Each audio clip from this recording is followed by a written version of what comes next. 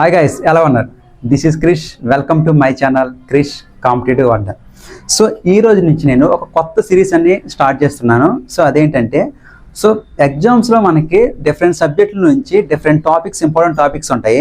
So అలాంటి topics కొన్ని మనకి గుర్తుపెట్టుకోవడం కొంచెం కష్టంగా ఉంటుంది. సో అలాంటి అన్నిటికి కూడా నేను కొన్ని కోర్స్ అని క్రియేట్ చేశాను నేను. సో ఇది నా బ్లాక్ బుక్.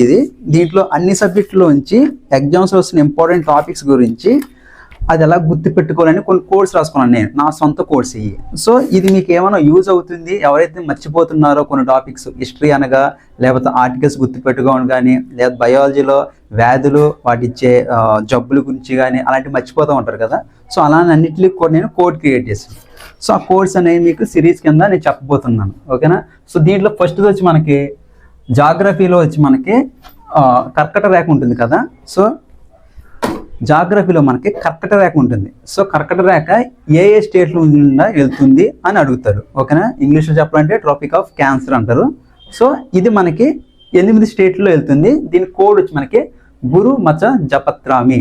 సో దీని కోడ్ సింపుల్గా ఏంటంటే గురు మచ జపత్రామి, ఓకేనా. ఇది మీకు కొంచెం కొత్తగా ఉండొచ్చు, 2-3 సార్లు అనుకోండి. ఈ సాల కప్ నమ్మదే, అలాగే మనకి ఎవరికి తెలియకపోయినా కానీ అది అలాగే అందరికి చిన్నపిల్లడు కూడా గుర్తుందో. సో అలాగే 2-3 సార్లు అనుకుంటే ఇది కూడా గుర్తుంటుంది మనకి. గురు మచ జపత్రామి.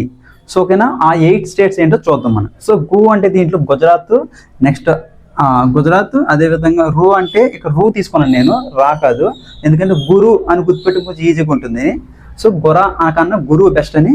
సో నెక్స్ట్ రాజస్థాన్, మా మధ్యప్రదేశ్, నెక్స్ట్ చ ఛత్తీస్గఢ్, జా జార్ఖండ్, పా పశ్చిమ బెంగాల్, తి త్రిపుర, మీ మిజోరం, ఓకేనా. These are the 8 states.